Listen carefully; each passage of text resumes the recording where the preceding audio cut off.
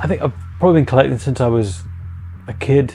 I like things that speak to me. I like to kind of see a kinship in these items and like to kind of amass them together, you know. I was a bit of a loner as a kid, so maybe I'm a bit less of a loner. I have a gang of inanimate objects around about me. My name is Ash Ghoulmore. I currently work for Kreepsville 666.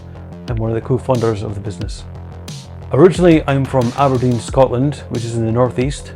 I've now relocated to Los Angeles. We moved here in 2011.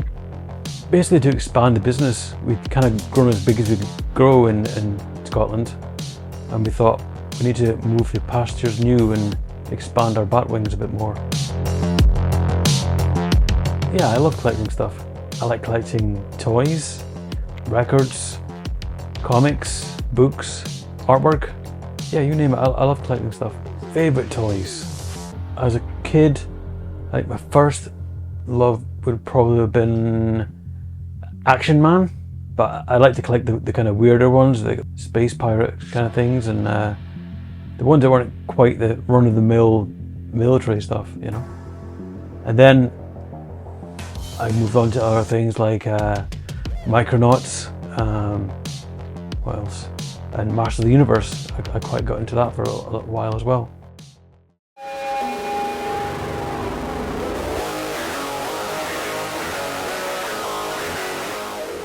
Favourite Masters of the Universe figure and character, I think it would probably need to be Trapjaw. I think I was drawn to him mainly because he's like an amalgamation of all the best things you'd want in a toy as a kid. He's like a zombie, space pirate, cyborg. How much other things could you fit in one character? Yeah, fantastic character. If I see a Trapjaw figure and I think, yeah, it's different enough from some of my other ones, then I need to get it. But I'm more a fan of the paint job. It's more like less of the reds and the armor, you know. I think the original color scheme from the figure first came out is my favorite color scheme. I'm somewhat satisfied with my Trapjaw collection so far, but there is one item I'm looking for, and if anybody has their hands in it, I would love to maybe beat up and maybe try and get it off them. It's a Trapjaw kite. So the artwork for the kite was done specifically for the kite, so it's not on anything else. And yeah, it's kind of interesting. This company they did a He-Man one, they did a Skeletor one, and a Trapjaw one. And yeah, it's great. It's like a 5-foot kite, right? I think it's the length of it. Yeah, it's amazing.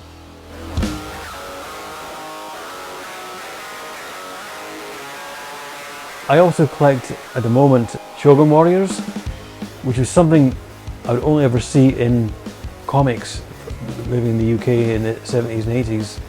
So when I first moved here, I managed to actually get my hands physically on these great toys, you know. They were always little pieces of paper in the back of a magazine. And wow, you didn't know how big they were, even how big they were, you know. They're this size or they're this size. But yeah, fantastic toys to have. I've been collecting comics since I was like maybe 5, 6. I would buy comics even before I was probably fully understanding what the full story was. I was following this artwork, and with my head was filling in the blanks until I was mature enough to work out what was going on in the stories, you know. One of my earliest comic memories was there used to be a comic called Star-Lord, but not the Marvel Star-Lord. It was same people that put out 2000 AD, and that was a great comic. Didn't last very long because you know, things happen, but yeah, it's one of my favorite comics even now. My collection very much so feels what I do for a living. Even just getting that state of mind to be surrounded by other well-designed things, you know, just people taking the time to go from nothing to a fully formed object or artwork or something, and that being in presence of that in itself is inspiring, you know. What I consider myself, I think just a creative individual, you know.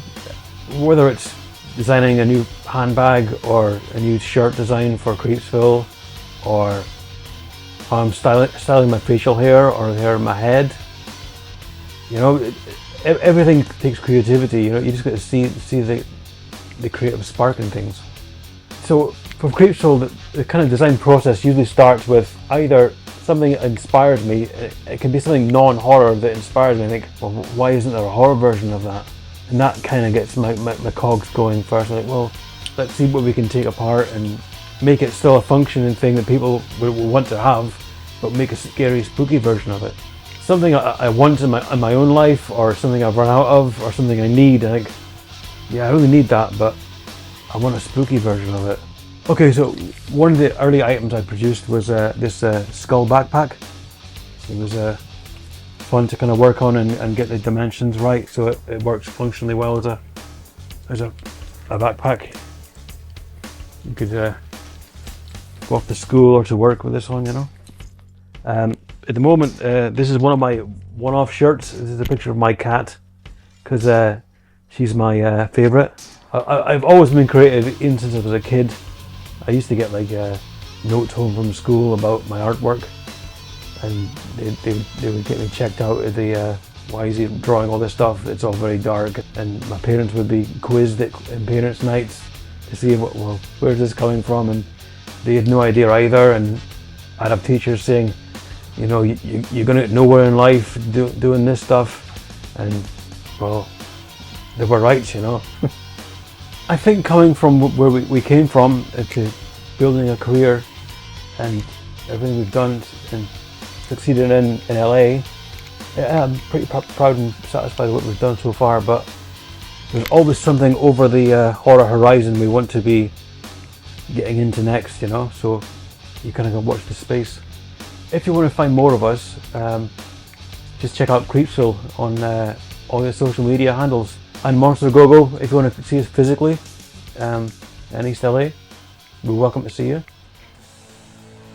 Thank you very much.